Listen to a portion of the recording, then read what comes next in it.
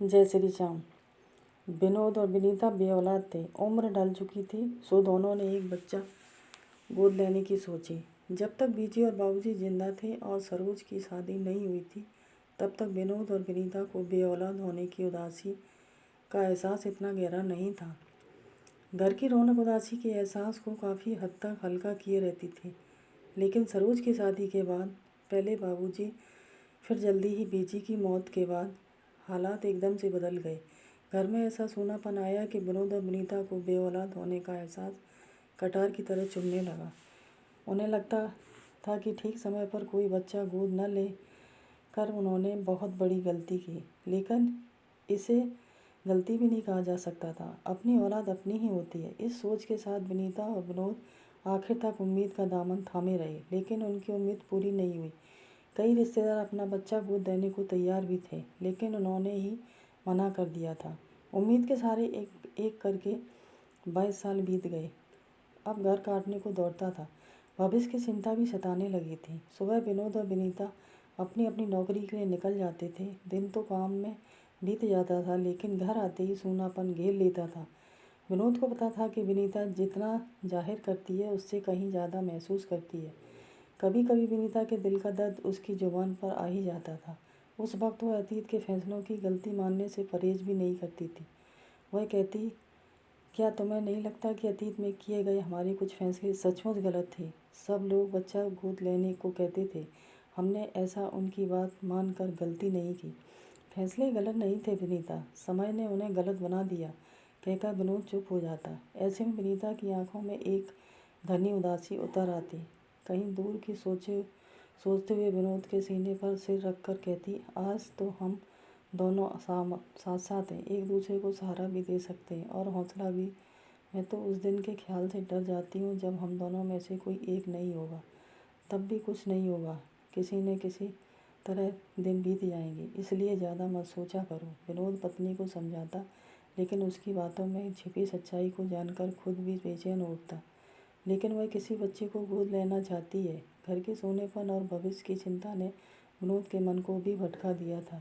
उसे भी लगता था कि घर की उदासी और सोनेपन में विनीता कहीं डिप्रेशन की शिकार ना हो जाए। लेकिन एक बड़ा सवाल यही भी था कि उम्र के इस पड़ाव में किसी बच्चे को गोद लेना क्या समझदारी भरा कदम होगा? विनीता 50 की उम्र पार कर चुका विनोद 50 की उम्र पार कर चुका था, जबकि विनीता भी अगले साल उम्र के 50वें साल में कदम रखने जा रही थी। ऐसे में क्या बच्चे का पालन पोषण ठीक से कर पाएंगे? काफ़ी सोच विचार और जद्दोजहद के बाद विनोद ने महसूस किया, अब ऐसी बातें सोचने का समय नहीं, निर्णय लेने का समय है। बच्चा अब उसकी और विनीता की बहुत बड़ी ज़रूरत है। वह उन्हीं के जीवन की निरस्ता, उदासी और सूनेपन को मिटा सकता है। विनोद ने इस बारे विनीता से बात की तो उसकी बुझी हुई आंखों में एक चमक सी आ गई। उसने पूछा, क्या अब भी ऐसा हो सकता है?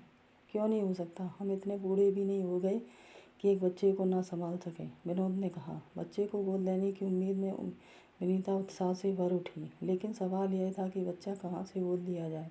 किसी अनाथालय से बच्चा गोद लेना आसान नहीं था, क्योंकि गोद लेने की शर्तें और नियम काफ़ी सख्त थे। रिश्तेदारों से भी अब कोई उम्मीद नहीं रह गई थी। किसी अस्पताल में नाम लिखवाने से भी महीनों या वर्षों लग सकते थे। ऐसे में पैसा खर्च करके ही बच्चा जल्दी मिल सकता था, मगर बच्चे की चाहत में कोई गलत और गैर कानूनी काम नहीं करना चाहते थे। जब से दोनों ने बच्चे को गोद लेने का मन बनाया था, तब से विनीता इस मामले में कुछ ज़्यादा ही बेचैन दिख रही थी। शायद उसके नारी मन में सोई ममता शिद्दत से जाग उठी थी। एक दिन शाम को विनोद घर लौटा तो पत्नी ने कुछ ज़्यादा ही जोश और उत्साह में पाया। वह जोश और उत्साह इस बात का एहसास दिला रहा था कि बच्चा गोद लेने के मामले में कोई बात बन गई है। उसके पूछने की नौबत नहीं आई, क्योंकि विनीता ने खुद ही सब कुछ बता दिया। विनीता के अनुसार वह जिस स्कूल में पढ़ाती थी, उस स्कूल के एक रिक्शा चालक जगन की बीवी को 2 महीने पहले दूसरी संतान पैदा हुई थी। उसके 2 बेटे हैं। जगन अपनी इस दूसरी संतान को रखना नहीं चाहता था, वह उसे किसी को गोद देना चाहता था। उसके ऐसा करने की वजह विनोद ने पूछा तो विनीता खुश होकर बोली, वजह आर्थिक हो सकती है। मुझे पता चला है जगन पक्का शराबी है। जो कमाता है उसका ज़्यादातर हिस्सा पीने पिलाने में ही उड़ा देता है। शराब की लत की वजह से उसका परिवार गरीबी झेल रहा है। मैंने तो यह भी सुना है कि शराब की वजह से जगन ने मुझे ब्याज पर कर्जा भी ले रखा है। कर्जा न लौटा पाने की वजह से लेनदार उसे परेशान कर रहे हैं। सुनने में आया है कि एक दिन उसका रिक्शा भी उठा ले गए थे। उन्होंने बड़ी मिन्नतों के बाद उसका रिक्शा वापस किया था। मुझे लगता है जगन अपना दूसरा बच्चा किसी को गोद देकर जिम्मेदारी से छुटकारा पाना चाहता है। इसी बहाने वह अपने सिर पर चढ़ा कर्जा भी उतार देगा। इसका मतलब वह अपनी मुसीबतों से निजात पाने के लिए अपने बच्चे का सौदा करना चाहता है। विनोद ने व्यंग किया। कोई भी आदमी बिना किसी स्वार्थ या मजबूरी के अपना बच्चा किसी दूसरे को क्यों देगा? विनीता ने कहा। तो विनोद ने पूछा, जगन की बीवी भी बच्चा देने के लिए तैयार है? तैयार है, तैयारी होगी। बिना उसके तैयार हुए जगन यह कैसे कर सकता है? विनीता की बातें सुनकर विनोद सोच में डूब गया। उसे सोच में डूबा देखकर विनीता बोली, अगर तुम्हें ऐतराज़ हो तो मैं जगन से बच्चे के लिए बात करूं। बच्चा गोद लेने का फैसला हम दोनों का है। ऐसे में मुझे ऐतराज़ क्यों होगा? विनोद बोला। मैं जानती हूँ, फिर भी मैंने एक बार तुमसे पूछना ज़रूरी समझा। 2 दिनों बाद विनीता ने विनोद से कहा, मैंने स्कूल के चपरासी मोहन के जरिए जगन से बात कर ली है। वह हमें अपना बच्चा पूरी लिखा पढ़ी के साथ देने को राज़ी है, लेकिन इसके बदले 15,000 रुपये मांग रहा है। मेरे ख्याल से यह रकम ज़्यादा नहीं है। नहीं, बच्चे ना तो बिकाऊ होते हैं और ना उनकी कोई कीमत होती है। मैं जगन से उसका पता ले लूँगी। हम दोनों एक साथ चलकर बच्चा देख लेंगे। उसकी बात पर विनोद ने खामोशी से गर्दन हिला दी। अगले दिन विनोद शाम को वापस आया तो विनीता तैयार बैठी थी। विनोद के आते ही उसने कहा, मैं चाय बनाती हूँ। चाय पीकर जगन के यहाँ चलते हैं। कुछ देर में विनीता 2 प्याले चाय लाकर एक प्याला विनोद को देते हुए बोली, वैसे तो अभी पैसों की ज़रूरत नहीं लगती, फिर भी तुमने बैंक से पैसे निकलवा लिए हैं या नहीं? हाँ, विनोद ने चाय की चुस्की लेते हुए उत्साह में कहा। चाय पीकर दोनों घर से निकल पड़े। ऑटो रिक्शा से दोनों जगन के घर पहुँचे। जगन का घर क्या, ये गंदी सी कोठरी थी जो काफ़ी गंदी बस्ती में थी। उसके घर की हालत बस्ती की हालत से भी बुरी थी, जबकि उसकी कुपोषण से शिकार पत्नी तीसरे बच्चे को छाती से चिपकाए दूध पिला रही थी। इसी तीसरे बच्चे को जगन विनोद और विनीता को देना चाहता था। जगन ने पत्नी से बच्चा दिखाने के लिए मांगा। पत्नी ने खामोश नज़रों से पहले जगन को, उसके बाद विनीता और विनोद को देखा, फिर कांपते हाथों से बच्चों को जगन को थमा दिया। उसी समय विनोद के मन में सूल सा चुभा। उसे लगा वह विनीता बच्चे के मुंह में जो करने जा रही है वह गलत और अन्याय है। जगन ने बच्चा विनोद को दे दिया। बच्चा जो एक लड़की थी, सचमुच बड़ी प्यारी थी। नाक नक्श तीखे और खिला हुआ साफ रंग था। विनीता के चेहरे के भावों से लगता था कि बच्ची की सूरत ने उसकी प्यासी ममता को छू लिया था। बच्ची को छाती से चिपकाकर विनीता ने एक बार उसे चूमा और फिर जगन को देते हुए बोली, अब से यह बच्ची हमारी है जगन, लेकिन हम इसे लिखा पढ़ी के बाद ही अपने घर ले जाएंगे। कल रविवार है, परसों कचहरी खुलने पर किसी वकील के जरिए सारी लिखा पढ़ी कर लेंगे। एक बात और कह दूं, बच्चे के मामले में तुम्हारी बीवी की रजामंदी भी ज़रूरी है। लिखा पढ़ी के कागजात पर तुम्हारे साथ साथ उसके भी दस्तखत होंगे। हम सब कुछ करने को तैयार हैं। जगन ने कहा, ठीक है, हम अभी तुम्हें कुछ पैसे दे रहे हैं, बाकी के सारे पैसे तुम्हें लिखा पढ़ी के बाद बच्चा लेते समय दे दूंगी। जगन ने सहमति में गर्दन हिला दी। इसके बाद विनीता ने विनोद से जगन को 3,000 रुपये देने के लिए कहा। विनीता के कहने पर उसने पर्स से 3,000 रुपये निकाल कर जगन को दे दिए। जगन को रुपए देते हुए विनोद कनखियों से उसकी पत्नी को देख रहा था। वह बच्चे को सीने से कसकर चिपकाए जगन और विनोद को देख रही थी। विनोद को जगन की पत्नी की आंखों में नमी और याचना दिखी, जिससे विनोद का मन बेचैन उठा। जगन के घर से आते समय विनोद पूरे रास्ते खामोश रहा। बच्चे को सीने से चिपकाए जगन की पत्नी की आंखें विनोद के जहन से निकल नहीं पा रही थी। सारी रात विनोद ठीक से सो नहीं सका। जगन की पत्नी की आंखें उसके ख्यालों के इर्द गिर्द चक्कर काटती रहीं और वह उलझन में फंसा रहा। अगले दिन रविवार था, दोनों की ही छुट्टी थी। विनीता चाहती थी कि बच्चे को गोद लेने के बारे में किसी वकील से पहले ही बात कर ली जाए। इस बारे में विनोद से विस्तार से बात करना चाहती थी, लेकिन नाश्ते के समय उसने उसे उखड़ा हुआ सा महसूस किया। उससे रहा नहीं गया तो उसने पूछ लिया, मैं देख रही हूँ कि जगन के यहाँ से आने के बाद से ही तुम खामोश हो। तुम्हारे मन में ज़रूर कोई बात है जो तुम मुझसे छुपा रही हो। विनोद ने हल्के से मुस्कुराकर चाय के प्याले को होंठों से लगा लिया।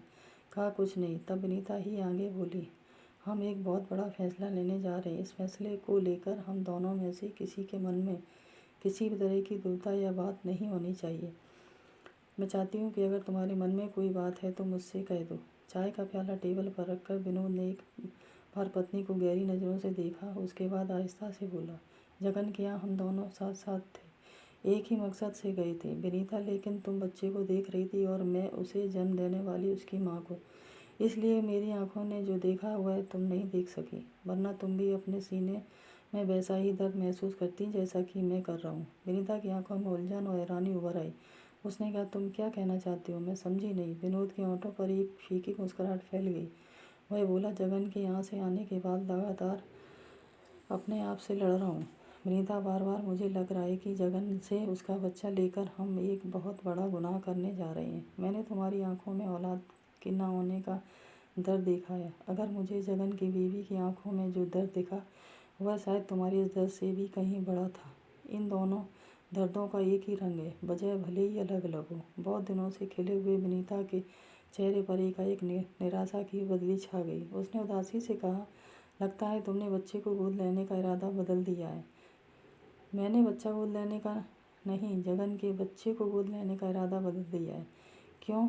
विनीता ने झल्ला कर पूछा। जगन एक तरह से अपना कर्ज उतारने के लिए बच्चा बेच रहा है विनीता। यह फैसला उसका अकेले का है, इसमें उसकी पत्नी की रजामंदी बिल्कुल नहीं है। जब वह बच्चे को अपने सीने से लग कर के तुम्हें दे रही थी, तब मैंने उसकी उदास आंखों में जो तड़प और दर्द देखा था वह मेरी आत्मा को आरी की तरह काट रहा है। हमें औलाद का दर्द, अपने इस दर्द को दूर करने के लिए हम किसी को भी दर्द देने का हक नहीं है। विनोद की इस बात पर विनीता सोचते हुए बोली, हम बच्चा लेने से मना भी करते हैं तो क्या होगा? जगन किसी दूसरे से पैसे लेकर उसे बच्चा दे देगा। हम जैसे तमाम लोग बच्चे के लिए परेशान हैं। अगर हम बच्चा नहीं लेते तो किसी दूसरे को भी जगन को बच्चा नहीं देने देंगे। वह कैसे? विनीता ने पूछा। जगन अपना कर्ज उतारने के लिए बच्चा बेच रहा है। अगर हम उसका कर्ज उतार दें तो वह बच्चा क्यों बेचेगा? पैसे देने से पहले हम उससे लिखवा लेंगे कि वह अपना बच्चा किसी को अब नहीं देगा। इसके बाद अगर वह शर्त तोड़ेगा तो हम पुलिस की मदद लेके साथ ही हम बच्चा गोद लेने की कोशिश भी करते रहेंगे। मैं कोई ऐसा बच्चा गोद नहीं लेना चाहता जिसके पीछे देने वाले की मजबूरी और जन्म देने वाली माँ का दर्द और आंसू हों। विनोद ने जब अपनी बात खत्म की तो विनीता उसे टुकर टुकर ताक रही थी। ऐसे क्या देख रही हो? विनोद ने पूछा। तो वह मुस्कुरा कर बोली, देख रही हूँ कि तुम कितने महान हो। मुझे तुम्हारी पत्नी होने पर गर्व है। विनोद ने उसका हाथ अपने हाथों में लेकर हल्के से दबा दिया। उसे लगा कि उसकी आत्मा से एक बहुत बड़ा बोझ उतर गया है। दोस्तों, आपको हमारी कहानी पसंद आई हो तो प्लीज़ लाइक और सब्सक्राइब करें। धन्यवाद। जय हिंद, जय भारत।